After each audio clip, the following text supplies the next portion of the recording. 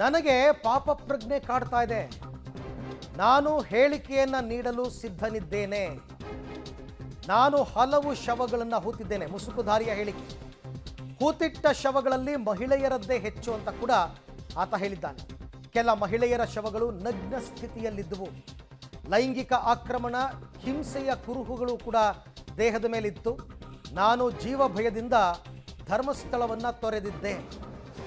ನನಗೆ ಈಗ ಪಾಪ ಪ್ರಜ್ಞೆ ಕಾಡ್ತಾ ಇದೆ, ಅದಕ್ಕೆ ವಾಪಸ್ ಬಂದಿದ್ದೇನೆ ಅಂತ ಆತ ಹೇಳ್ತಾ ಇರೋದು.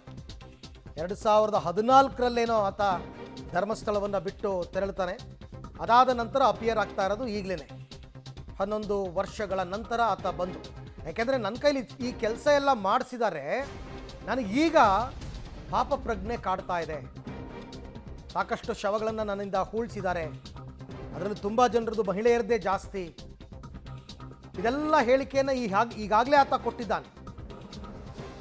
ಎಲ್ಲ ಹೇಳಿಕೆಗಳನ್ನ ಕೊಟ್ಟಿದ್ದಾನೆ. ಮಂಗಳೂರು SP ಮುಂದೆನೂ ಹೇಳಿಕೆ ಕೊಟ್ಟಿದ್ದಾರೆ, ಜೊತೆಗೆ ನ್ಯಾಯಾಧೀಶರ ಮುಂದೆ 164 ಸ್ಟೇಟ್ಮೆಂಟ್ ಕೂಡ ಮಾಡಿದ್ದಾರೆ. ಅದರ ಮುಂದುವರಿದ ಭಾಗ ಆ ಕಾಪಿ ಪೊಲೀಸರ ಹತ್ರ ಇರುತ್ತೆ. 161 ಸ್ಟೇಟ್ಮೆಂಟ್ ಏನು ಕೊಟ್ಟಿರ್ತಾರಲ್ಲ, ಆ ಕಾಪಿ ಇರುತ್ತೆ, ಅದನ್ನೂ ವಿಡಿಯೋ ರೆಕಾರ್ಡ್ ಮಾಡ್ಕೊಂಡಿರ್ತಾರೆ. ಈಗ ನಡೆಸುವ ವಿಚಾರಣೆಯನ್ನು ಕೂಡ ವಿಡಿಯೋ ರೆಕಾರ್ಡ್ ಮಾಡ್ಕೋತಾರೆ. ಯಾಕೆಂದರೆ ನಾಳೆ ದಿನ ಚಾರ್ಜ್ ಶೀಟ್ ಸಲ್ಲಿಸಬೇಕಾದ್ರೆ ಇವೆಲ್ಲವನ್ನು ಕೋರ್ಟ್ಗೆ ಸಬ್ಮಿಟ್ ಮಾಡಬೇಕಾಗತ್ತೆ. ಯಾಕೆ ಅಂದರೆ ಗೊತ್ತಿಲ್ಲ, ಹೇಳಿಕೆಗಳು ಆಗಬಾರ್ದು ಅಂತ ಒಂದು ಮುಂಜಾಗ್ರತಾ ಕ್ರಮಗಳಿರ್ತವೆ.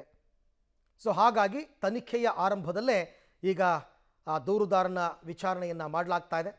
ಸೊ ಇವತ್ತು ಕೇವಲ ವಿಚಾರಣೆಯನ್ನು ಮಾಡಿ ಬಿಟ್ಟು ಕಳಿಸ್ತಾರಾ, ಅಥವಾ ಇವತ್ತೇನಾದರೂ ಆತನನ್ನು ಧರ್ಮಸ್ಥಳಕ್ಕೆ ಕರ್ಕೊಂಡು ಹೋಗ್ತಾರಾ, ಇದೆಲ್ಲವನ್ನು ಕೂಡ IO ತನಿಖಾಧಿಕಾರಿ ನಿರ್ಧಾರವನ್ನು ಮಾಡಬೇಕಾಗುತ್ತೆ.